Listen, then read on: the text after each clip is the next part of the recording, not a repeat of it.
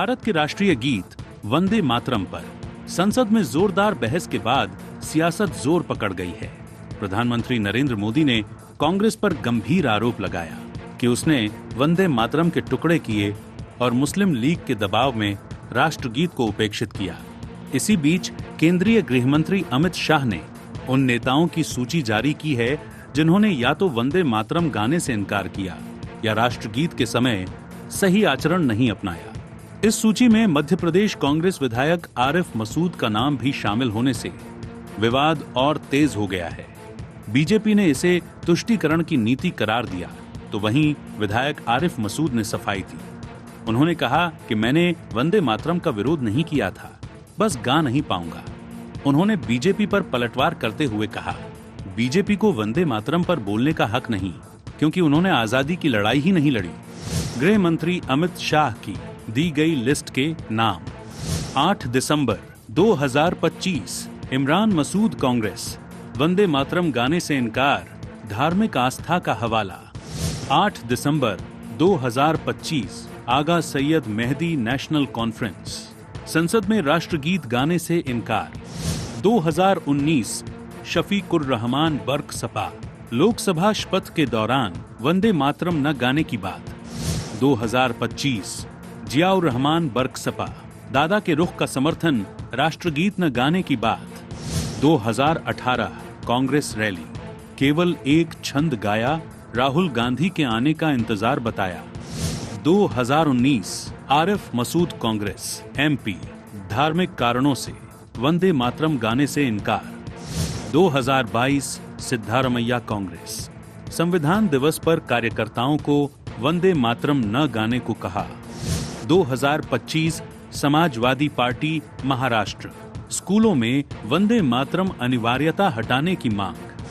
2025 सऊद आलम RJD, विधानसभा में राष्ट्रगीत के दौरान खड़े होने से इनकार।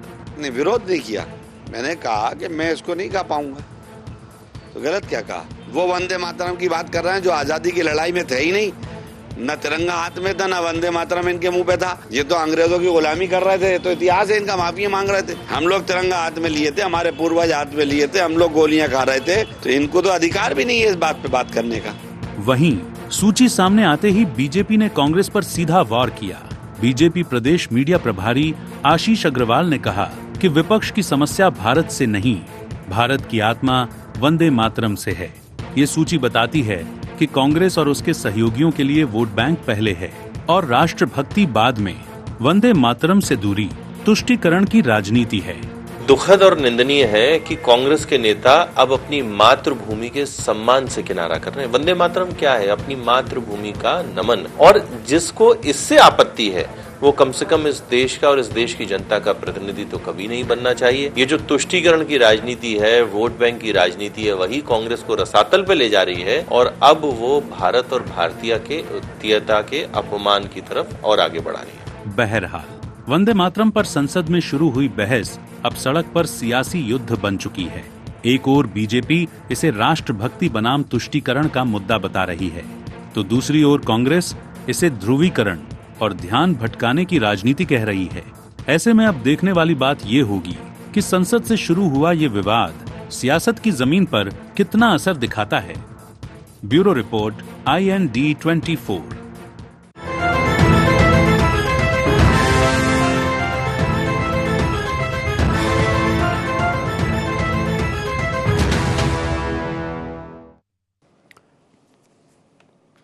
नमस्कार, IND एजेंडे में आपका बहुत बहुत स्वागत है। मैं हूं योगीराज योगेश। एजेंडे में आज चर्चा होगी राष्ट्रगीत पर रण। असल में पिछले 2 दिनों से बहस चल रही है संसद में राष्ट्रगीत वंदे मातरम को लेकर।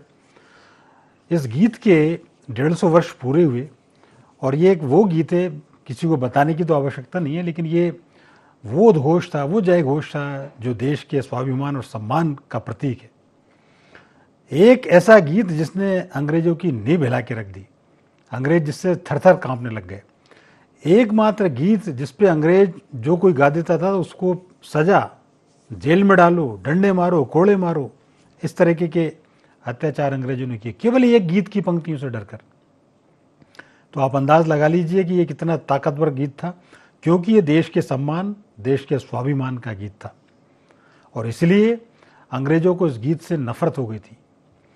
और आप देखिए, वो तो अंग्रेजों का शासन था और निश्चित तौर पर उनको इसको वो कोई दूसरा गीत इंट्रोड्यूस करना चाहते थे, लेकिन ये देश के बंकिम चंद्र चटर्जी को इस बात के लिए धन्यवाद दिया जाना चाहिए, साधुवाद दिया जाना चाहिए कि उन्होंने एक ऐसा अप्रतिम गीत रचा कि जो पूरी दुनिया में बड़े सम्मान के साथ गाया जाता है।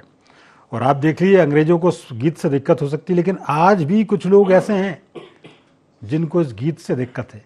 ये एक बड़ी शर्म की बात है कि देश के सम्मान का गीत, देश के स्वाभिमान का गीत गाने में जिसको लज्जा आ रही है, जिसको शर्म आ रही है, संसद में भी जब ये गीत गाया जाता है तो कई लोग चुपके से किनारा करके निकल लेते हैं और वो लोग अपने आप को इस देश का नागरिक बताते हैं। वो कहते हैं कि देश किसी के बाप का नहीं है। जब राष्ट्रगीत, राष्ट्रगान की बात आती है तो उनसे सीधे खड़े होने की नहीं बनती।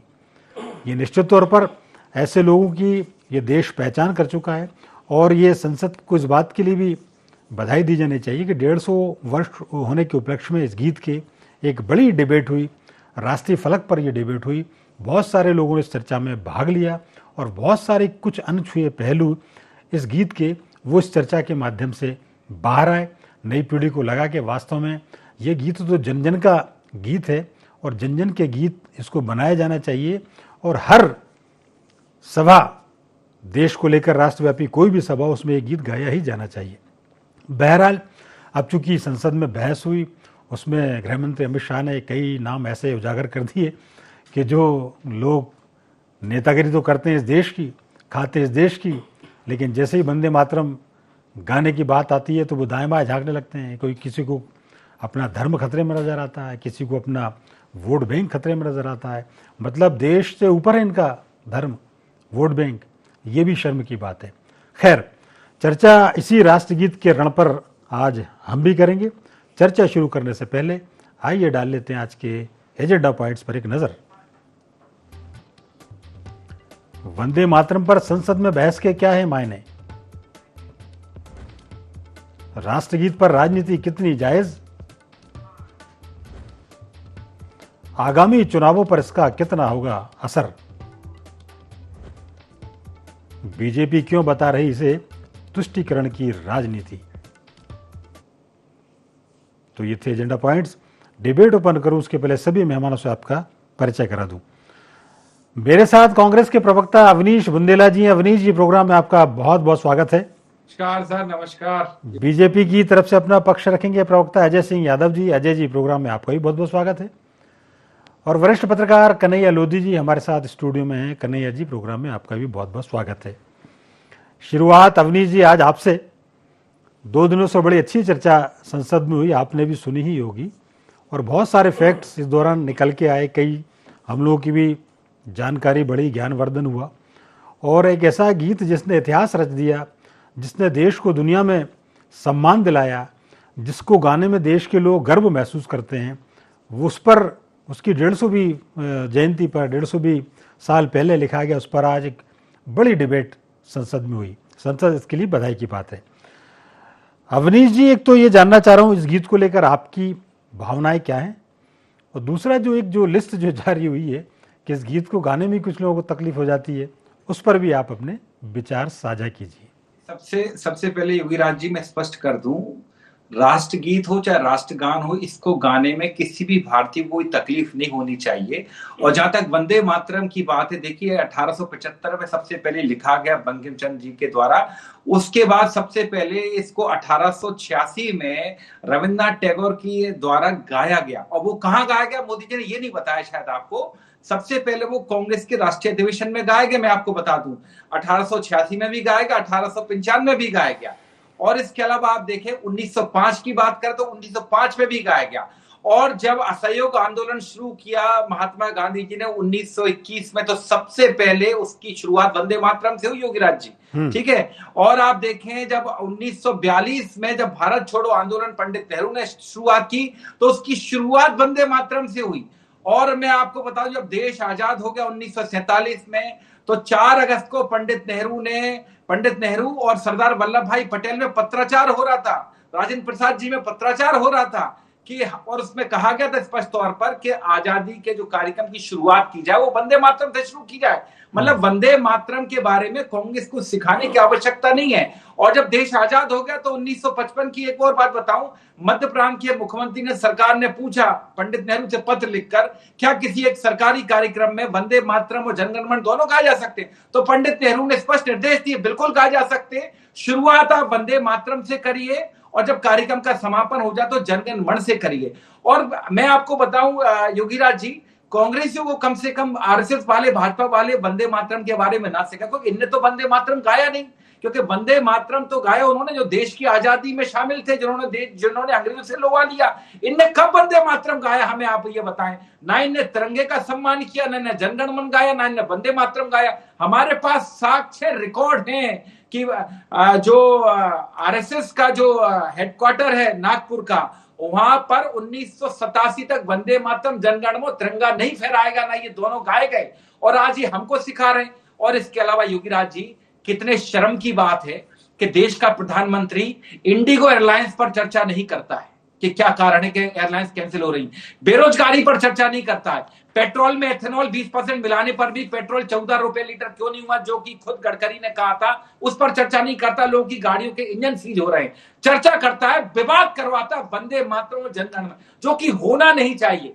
देखिए, क्योंकि ये दोनों जो है हर भारतीय की आत्मा है, मेरी, आपकी, सबकी। और जो आज मेरे साथ मेरे साथी प्रवक्ता बैठे हैं बीजेपी के, हमारे पुराने कांग्रेसी हैं, ठीक है, आज दूसरे दल में हैं। मुझे मालूम है इनके दादाजी आदरणीय इनके दादाजी जो है स्वर्गीय, वो खुद स्वतंत्रता सेनानी रहे। उनकी आत्मा ने कितनी बार वंदे मातरम गाया होगा। विधायक रहे हैं वो कांग्रेस से। अगर आज मुझे बड़ा आश्चर्य हो रहा है कि आज मेरे प्रिय मित्र अजय जी को दिल पर पत्थर रखकर कांग्रेस पर आरोप लगाना पड़ेंगे कि कांग्रेस ने वंदे मातरम का सम्मान नहीं किया। आश्चर्य इस बात का हो रहा है कि नरेंद्र मोदी जी आज वंदे मातरम में तुलना कर रहे हैं, जनगण मन तुलना कर रहे हैं। और जहां तक बात है, देखिए, जिन्होंने नहीं गाया, चाहे वो आर्य मसूद हो, इमरान प्रतापगढ़ी हो, तो मैं स्पष्ट कह दूं, ये इनका निजी मामला है, इनसे पूछिए। अगर मोदी जी को आपत्ति इन पर रासुका लगा दें, हम इनके प्रवक्ता नहीं, हम कांग्रेस पार्टी के प्रवक्ता हैं, ठीक बात। ना हम आरिफ मसूद के प्रवक्ता निजी, ना हम इमरान प्रतापगढ़ी। हाँ, ये है तो कांग्रेस के वो सम्मानित नेता हैं, लेकिन वंदे मातरम क्यों नहीं गाने कहा? उन्होंने ये कहा कि वंदे मातरम का हम सम्मान करते हैं लेकिन गा नहीं सकते। अब क्यों नहीं गा सकते? ये मोदी जी उनको बुलाकर पूछे, उनके घर ईडी भेजे, सीबीआई भेजे, उनको उनसे पूछताछ करें, 10-10 घंटे पूछताछ करें। और ये अमित शाह भी बताएं कि उस लिस्ट में पूरे नाम मुसलमानों के क्यों हैं, बंगालियों के नाम भी डालो, उसमें सिद्धारमैया का नाम भी, मुसलमानों के। चलो एक कमेंट ले लेते हैं जरा अपन, एक कमेंट अजय सिंह जी का ले लेते हैं, फिर आपके पास आते हैं। जी अजय जी, ध्यान रखना, मैंने आपका सम्मान बढ़ाया, आपके दादाजी का नाम दिया है, ध्यान रखो, मैंने आपका अपमान नहीं किया। ठीक है अजय जी, आप क्यों नहीं गाते, क्यों नहीं आपके यहाँ आरएसएस पे नहीं गाया गया, और ये कह रहे हैं कि सबसे ज्यादा तो ना आपका कोई योगदान रहा आजादी में। अजय जी के देखिए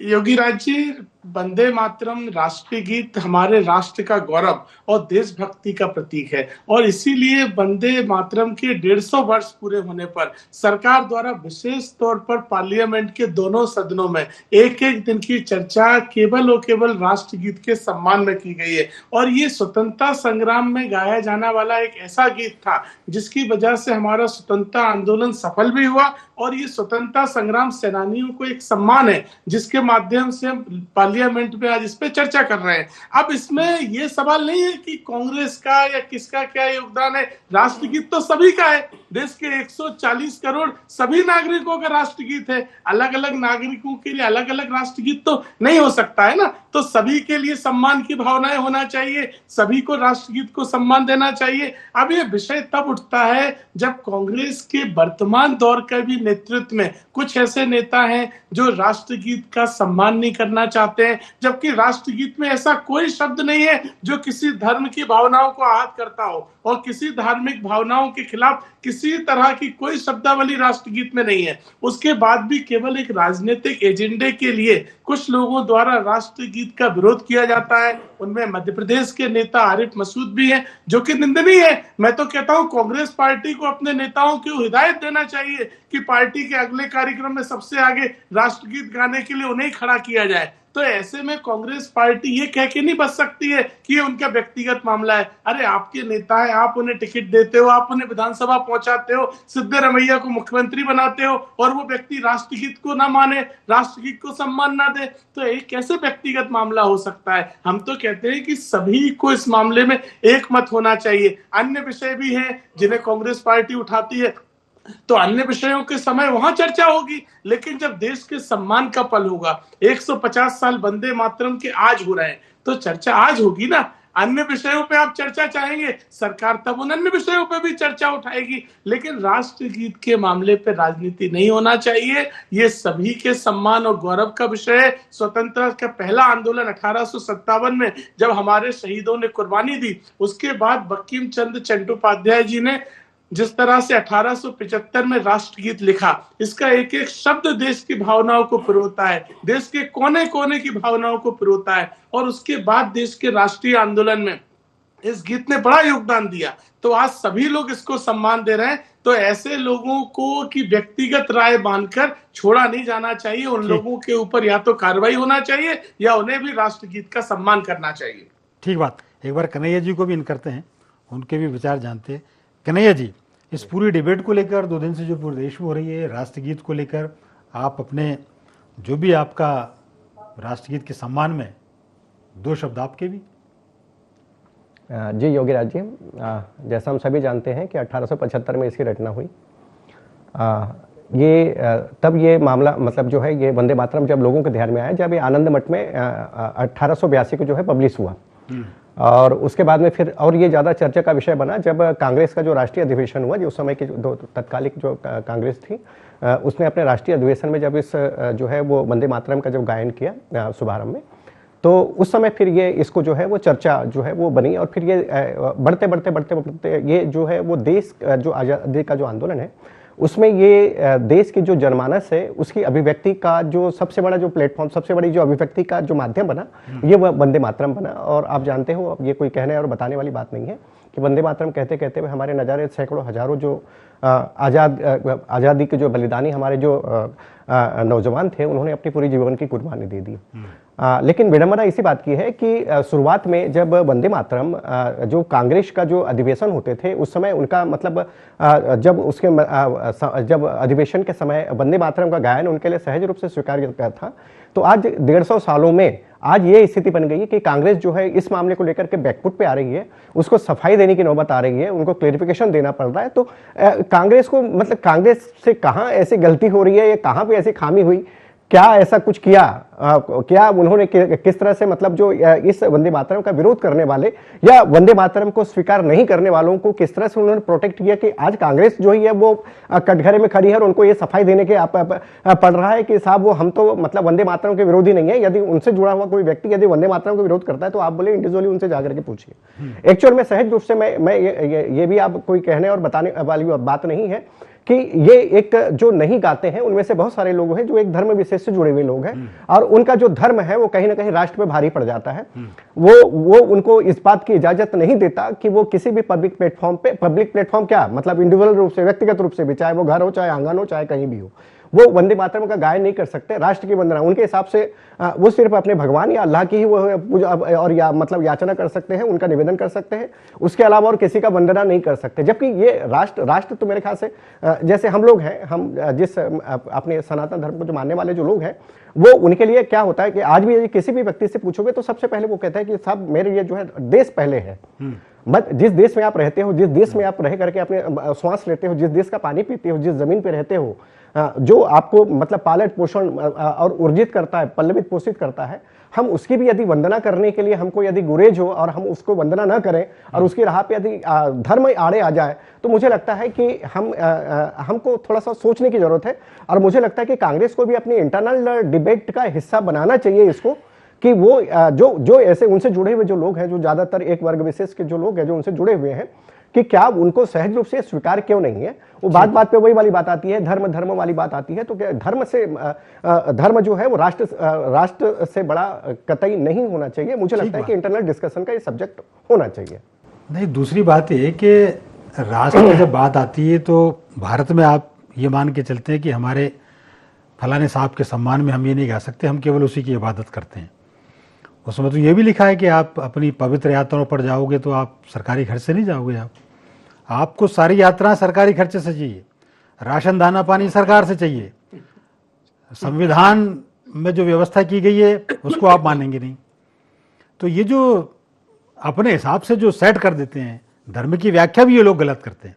सेलेक्टिव जो है, हाँ, तो ये सेलेक्टिव जो अप्रोच है वो देश के लिए घातक है और इन सब के लिए भी घातक है, क्योंकि ये चीजें बहुत ज्यादा दिन तक मैं वही चलने वाली है नहीं। हाँ, आपने सही कहा। जैसे केंद्र सरकार की योजना हो गया, राज्य सरकार की योजना हो गई, जितने भी बेनिफिशियरी योजनाएं होती हैं, जो फ्री वाली बहुत सारी जो योजनाएं होती हैं, तो ये जो एक वर्ग विशेष के जो लोग हैं उनको भी तो उसका फायदा मिलता है। बिल्कुल। तो क्या उसको जो है, उनको जो है, क्या वो जो उनका जो धर्म है क्या इस बात को परमिट करता है?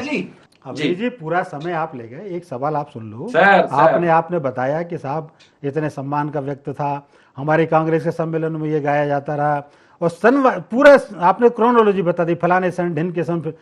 तो जब इतना सम्मान का विषय है कांग्रेस के लिए, तो ये कांग्रेस के लोग क्यों नहीं उसको सम्मान के साथ गा रहे? कौन नहीं गा रहा है? मैंने कहा ना, सुनिए, 2014 के बाद जो देश की राजनीति जिस दिशा में गई है, सबसे पहले नरेंद्र मोदी सरकार को आत्मचिंतन करना चाहिए। क्या कारण है कि आरिफ मसूद और इमरान प्रतापगढ़ी ऐसे बयान दे रहे हैं? क्या कारण है? पहले तो कोई मुसलमान ऐसे बयान नहीं देता था।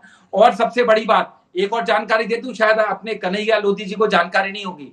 जब बात आई वंदे मातरम गाने की, तो खुद भाजपा के नेता मुख्तार अब्बास नकवी ने कहा था, शाहनवाज हुसैन ने कहा था, जो भाजपा के दामाद भी हैं, जिनकी शादी हिंदू, सबसे पहली लव जिहाद है भाजपा की, ठीक है, उनने कहा था वंदे मातरम गाना ना गाना निजी विषय है। उनने जवाब ले लेते हैं अजय सिंह जी से। अब अजय जी से जवाब ले लेते हैं, ठीक है? अवनीश जी रुक जाइए, अब जरा जवाब ले लें अजय जी से।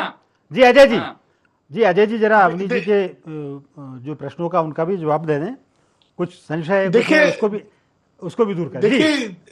देखिए योगीराज जी, एक तो मैं ऐतिहासिक तथ्य आपको बता दूं, 1937 में कांग्रेस वर्किंग कमेटी के दौरान कट्टरपंथियों के दबाव में वंदे मातरम के केवल 2 अंतरे स्वीकार किए गए थे, और बाकी अंतरों को इसलिए हटाया गया था क्योंकि कट्टरपंथी समाज इस बात को अपनी धार्मिक भावनाओं के खिलाफ मानता था, जबकि राष्ट्रगीत में किसी धर्म के खिलाफ किसी तरह की कोई बात नहीं है। और दूसरी बात, कांग्रेस पार्टी का ये कहना कि 2014 के बाद नहीं, इस तरह का विरोध पूर्व से भी रहा है, और ये कांग्रेस पार्टी की अक्षमता है कि ऐसे कट्टरपंथी लोगों के साथ आप समझौता कर रहे हो। एक तरफ आप आजादी के आंदोलन का श्रेय लेना चाहते हैं, और जो राष्ट्रीय गीत का अपमान, राष्ट्रीय गीत का सम्मान न करे, उन लोगों को आप अपनी पार्टी में संरक्षण देते हो, तो ये नहीं हो सकता है। क्योंकि राष्ट्रीय गीत प्रत्येक नागरिक के लिए मुस्लिम। अवनीश जी चुप रहिए जरा, एक मिनट, जरा कन्हैया जी का ले लेते हैं। कन्हैया जी को कम समय मिला, एक मिनट अजय जी और अवनीश जी, कन्हैया जी को बहुत कम समय मिला, जरा लास्ट कमेंट उनका ले लेते हैं। जी कन्हैया। देखिए, मेरा ये कहना है कि